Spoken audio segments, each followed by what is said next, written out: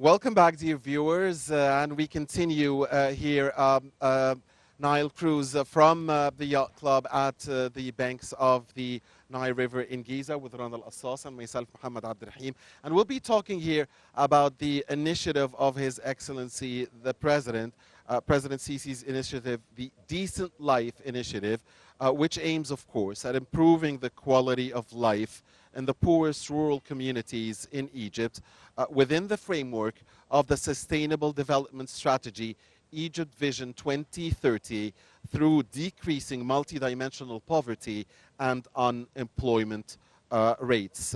It is worth mentioning that Decent Life Initiative has contributed to mitigating the negative impacts of COVID-19 through improving the standards of living conditions of the most in need groups, and that is the most important of all indeed. And also, it helped provide good job opportunities throughout supporting the SMEs, the small medium enterprises.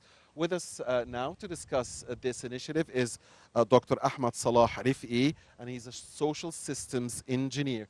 Thank you, Engineer Refqy, for joining us. Thank you so much. Thank you. It's a pleasure to have you with us in today's episode, Dr. Ahmed of Nile Cruise. Sir, at the beginning of today's interview, I'd like to ask you, of course, to explain to our audience the basic concept of Decent Life Initiative in light of the goals of this initiative, which are achieved through providing decent housing, providing water, and of course sanitation for deprived families, and providing medical and educational services. Yes, sure. So in order to telling you about the Decent Life Initiative, that let's understand that what we are doing as a nation now, that we are developing and we are planning to negotiate the new republic. And currently when we are talking now, we are in parallel that we have 31,000 projects are working in parallel with a budget of 5.8 trillion Egyptian pounds. Trillions, yes. And this is major things we are talking about. All those projects are working together. So if we are talking about only the Decent Life Initiative, and this Decent Life Initiative has been inaugurated by His Excellency in January 2019. And this initiative, it was based on that to stop the immigration of the villages and all the things to come to the capital, and to idea that to make an infrastructure regarding this.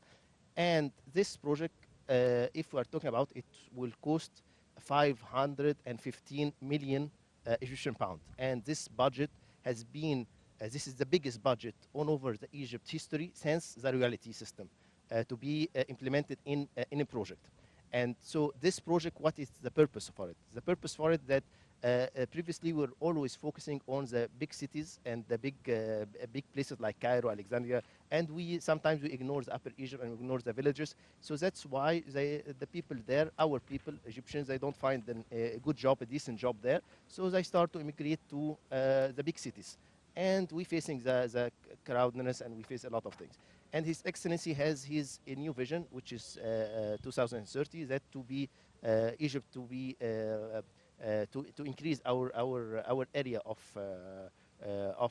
habitations instead of being 7% to be more, and even more that we have this new plan is 2052, and this to be that Egypt one of the top 15 all over the world. Return back to the initiative of Decent Egypt, decent life. So we are talking about that we have a population like around 50% of the population that is living in villages, and unfortunately they don't have the basics needs like the water supply, clean water. They don't have sewages. They don't have education, good education. They don't have good health. They don't have a lot of infrastructure or basic needs services. That's why each time they have to come to Cairo to have trains and a lot of cost and all those things. So His Excellency say, why those our people? So we should deliver if they cannot come to the places that we have these services. We should bring those services to them. So that's the point that we divided this project, the Decent Life project, into 3 phases, which is the first phase. It was this year. They start with developing or like a pilot study with 375 villages, and they finalized it already, and this cost only around 20 million Egyptian pounds. But this was a pilot study. But we enter already in the second phase, And in the second phase, we have a different vision. Previously, we always thinking or to put in a list the most less privileged villages, and we start to work on it. But this time, we start to work all in one in parallel. The same ideologies that I'm telling you that we are currently working in 31,000 projects in parallel. So they're currently working on 1,400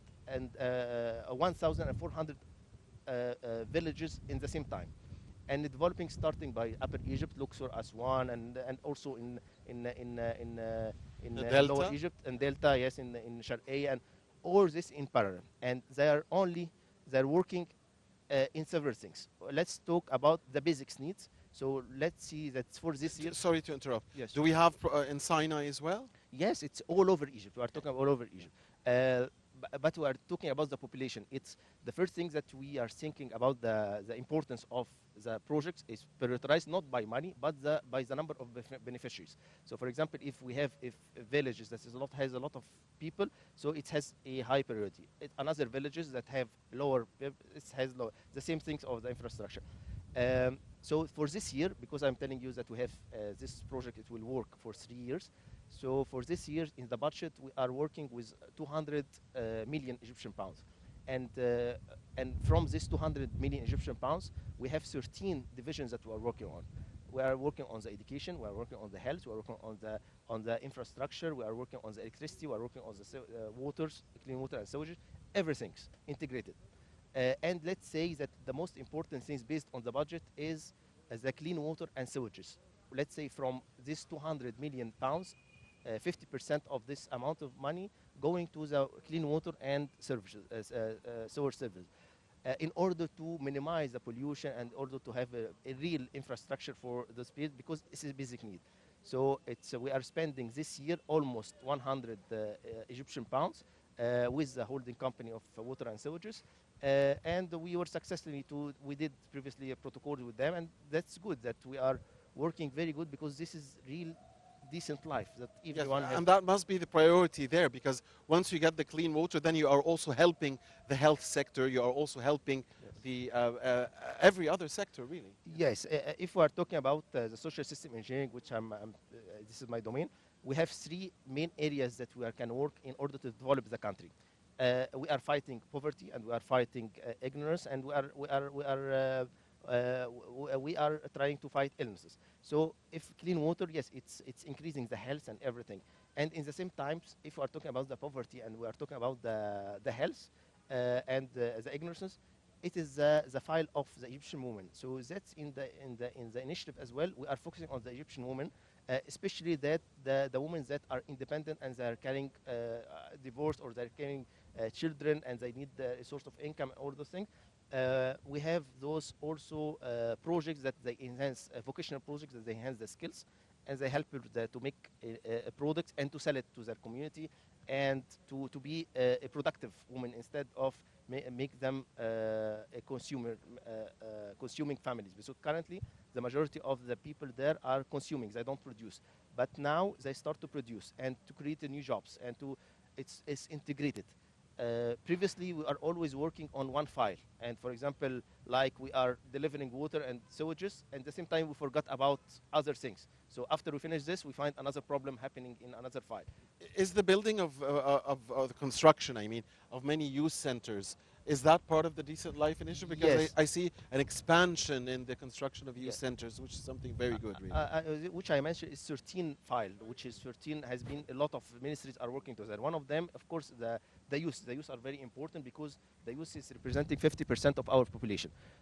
So it's important that we to talk with the youth, of course, with the education system to enhance their and to increase their awarenesses and to protect them and all of things in their head, and as well for their clubs in order to be together. All the youth focusing. This is an important thing, and those are, I'm telling you, it's integrated. It's all working together in order for the person he feel the change, because the problem that previously we don't see that change, because we solve a problem but another problem has appeared, so the person doesn't see. But now, as working integrated, suddenly in 3 years you will see dramatically change. 50% of our population, they're going to change our life into a better person, better awareness. They will use a lot of technologies, which is good for our things.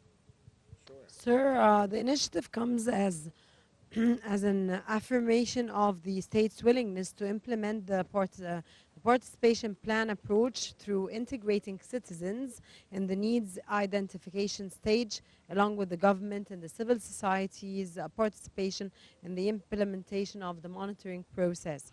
When will this be reflected in the form of a real change in social systems engineering in Egypt? And how much time do we need to feel the impact of such an initiative on the society? Um, so when we are talking about real developing or sustainability, we are always meaning there is three pillars they should put in hand to hand. It's the government, which has the authorities, and the private sector, which has the money, and also the third, which is the NGOs and the community civil societies. So the three together, when they put their hand together in a project, is completely successful. The problems that I was mentioning, that we're already working as a civil society, we are working on this, but the problem that we are solving a problem, but another problem appears.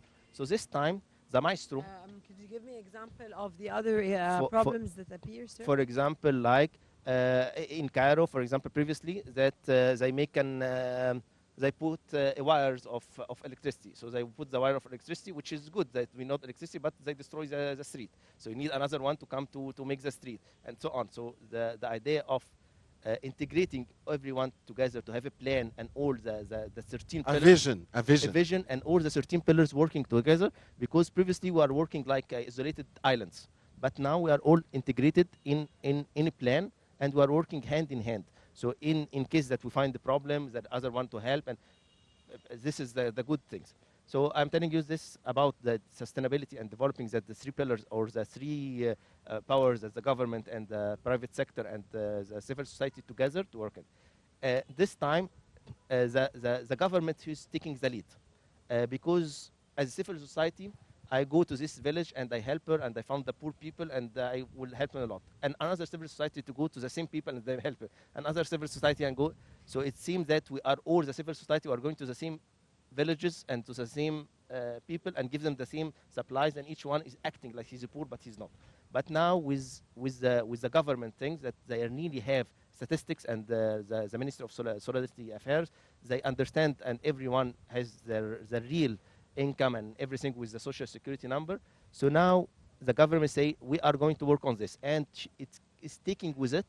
She's the maestro now, the government, and it's taking with the private sector, the people who want to donate, and also the civil society who know really the problem of the people. Regarding the other things that His Excellency is putting is in order not only to spend this 515 million Egyptian pound from the budget, but also to increase our economy by doing that. Whatever we are going to purchase or whatever we are going to do in this project, it should be 100% made in Egypt. So it means that we are going to work and we are going to make our factories working and all the employees working and all the labor working and everything. So it's a closed cycle. It's a closed cycle, so the money is entering like this and returning back in the same cycle. Previously, we are exporting things, so the money getting out of Egypt and we are losing money. But now, whatever we are spending, since it is a closed loop, there is no problem because it's already it's working inside the country. So which is developing a lot of factories has been working, and one of the things that we are talking about the initiative of this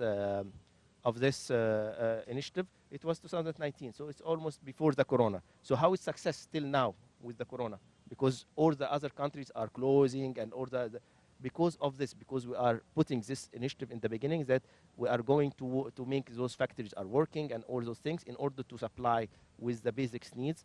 And I'm talking about that 50% of the things that we need to purchase is the infrastructure of the water, clean water, and sewages. And we have a lot of factories here in pipes and motors and also the tours of the bathrooms and all those things. So it's working a lot, and which I'm telling you is that till now we finalized 375 villages, and we are already working in 140, almost 1,400 villages, completely integrated developing. Which are the villages that are targeted, sir? It's It is now. It's all. Previously, which I was telling before this initiative, we are always each year we have a list of the less privileged villages or the most poor villages, and we start to work on it. This time we are working on 1,400 villages. Yes, they are less. They are poor, but it's continuously. The needy ones. The need- Do you work on them one by one, sir, or you work on them together, all It's together? together. That Together. which I'm telling you that currently we have something very new is that we are working in 31,000 projects all over Egypt in the same time, including So parallelly parallel. and with coordination Yes. and supervision by the government. Yes. Is that correct? Yes, and Okay. this is what we are telling. It's a huge thing, by the way. Yeah. The Westerner or whatever the other countries are looking. It's something. It's enormous. That in few, for example, in 3 years we multiplied the area of our roads. We all those things without increasing our taxes, without things. Wonderful. Like, yes. So Sir, Dr. yeah, sorry, sorry, no, Rana. no, So no. go ahead. In January of the year 2019, the first phase was launched, targeting to cover 375 villages across Egypt. By launching the second phase in January 2021, the number of targeted villages increased to 1,500 villages, with the number of beneficiaries representing 20% of the overall Egyptian population. How are the villages chosen, sir? Okay, so this is the first and the second stage, but the overall that we are working on is around 4,800 villages, so all over Egypt. We're still in 2021. Yes, we're still in 2021, and this is the second phase. And this is the second phase. We are having the budget of 20 million Egyptian pound, but I'm telling that the budget is 515. So we're still in the beginning. We are still moving, and we are of course we are targeting the most needy now, but as a step by step, because each village has its independent problems. Because, for example, the villages in the Upper Egypt have different problems than Of the villages course. in Have the. you exceeded, sir, the 1,500 villages? They are working now. By the end of this year, it will be exceeded. By the end of it, but There's as 200. we talk, they're 1,500. They are working in parallel, but the idea is that I'm telling that to say that this village has been completed to be all the 13 areas of focus, which is the education and the health and all those things has been done. So it means that this has been checklisted. And you choose the most needy. It's most those already has been chosen, the 1,400 almost. This already has been chosen for this year, and this is a 200 million budget of 2021.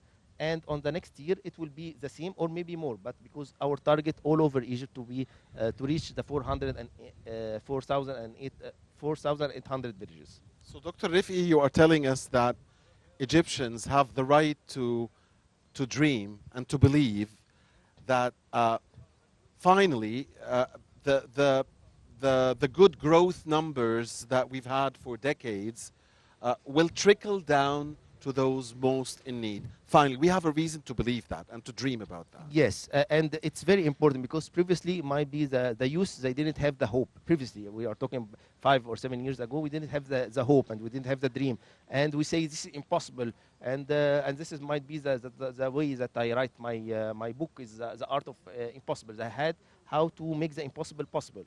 And we are seeing that now our people are still have hope as they start to see there is better tomorrow. And one of the things that I was talking with my students, we are the only countries that we wish to return back to its past, because its past was the glory. But currently, my students are still, no, it's better, tomorrow is better, because I'm seeing better project and seeing a lot of things, and we start to see that, no, tomorrow is better. So the hope is very important, and I think that we succeed, that we give hope for our new generation, and to start to love its country and to start to be more aware about the programs and the project. And that's why I'm finding that the government are putting a lot of things in order to show the efforts they're doing. Like, for example, the map of Egypt, or the project maps of Egypt, which anyone can enter now and just write Masharia Masr or project of Egypt, and he can see the maps and all the project, which I'm telling 31,000 projects in working in parallel. This is working in parallel, and you found which project has been done and where with GPS and the number of beneficiaries and the budget and everything. So it's giving you that we are not A sense of credibility. and also that we are not steady. We are dynamic. We are working very fast and everything. And the most of all that the people are asking, but this is a lot of money. But actually, we didn't pay it we didn't have more taxes. It's already has been done by the government, and they do all those things without putting a burden of us. So, Dr. Refqy, you mentioned hope, and hope is really key. And one sector of society that gives us hope and needs to have more hope are those great people, those people with special abilities. So, uh, in that great initiative, the President's Decent Life Initiative, where are the people with special abilities located? Sure. We are talking about the population. Let's put some numbers. It's important that 50% of our population are youth, so that's why it's important to have the youth thing. And if we're talking about the special need and the population around 10%, and unfortunately they has been neglected for a long time, and even the real infrastructure in the, for example, in the roads and everything is not ready for the elder people. The elder people cannot come up for the things, and so it's not ready already for the elder people.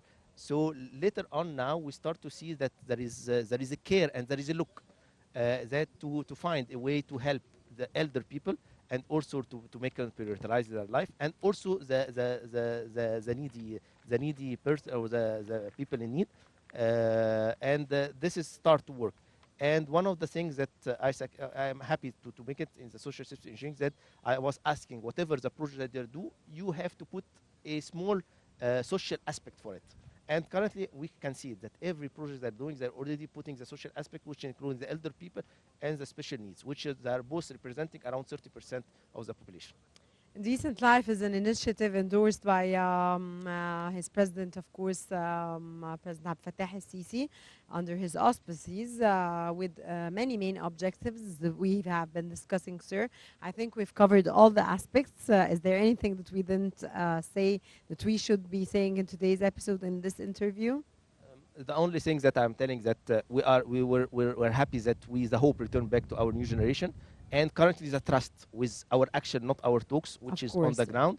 And this is good. So they start to love and to be more loyal to our country. Okay, Dr. Ahmed Salah Refqy, social systems engineer. It's a pleasure to have you with us in today's episode of Nile Cruise, of course, discussing a very important initiative, which is Decent Life by President Abdel Fattah el-Sisi, and under auspices of our president, wishing, of course, Egypt more and more of success, and wishing Egypt to be on top of all the countries all over the world. Certainly, hope is back, Rana, yes. And God willing, prosperity will be on the way, and the growth will trickle down finally to those who most need it. Inshallah. Thank you very much, Dr. Ahmed Salah Refqy, Social Systems Engineer. It's been a pleasure. Dear viewers, this is all for this segment. Stay tuned. We'll be back again.